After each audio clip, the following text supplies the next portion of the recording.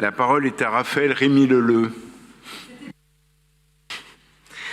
Monsieur le maire, monsieur le préfet, chers collègues, comme promis par Jérôme Glaise, un mot d'abord de l'augmentation du budget sécurité de la ville.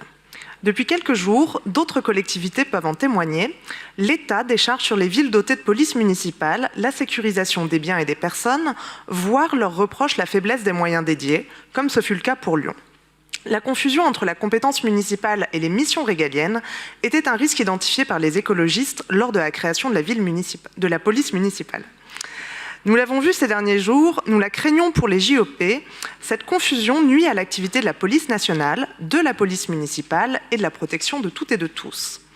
1000 agents et agentes de la police municipale désormais, 2000 annoncés pour les JOP et 3000 pour la fin du mandat. C'est dans 20 minutes que nous avons pris connaissance de ces chiffres, différents des 3400 agents et agentes annoncés auparavant.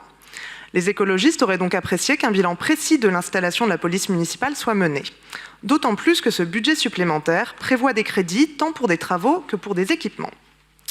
Mais on y découvre surtout la création d'une brigade équestre, avec 200 000 € fléchés à cette fin.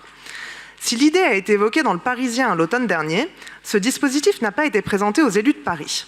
Il interroge pourtant sur beaucoup d'aspects, sur la philosophie des actions de la police municipale, sur notre éthique vis-à-vis des animaux et sur son articulation avec la charte du bien-être animal en ville. Quel sera le statut des chevaux? Quelles seront les conditions d'activité? Quelles seront les exigences de formation?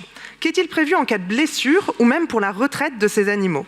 Quelle infrastructure accueillera cette brigade équestre? La garde républicaine, comme évoqué il y a quelques mois? Si oui, selon quelle convention?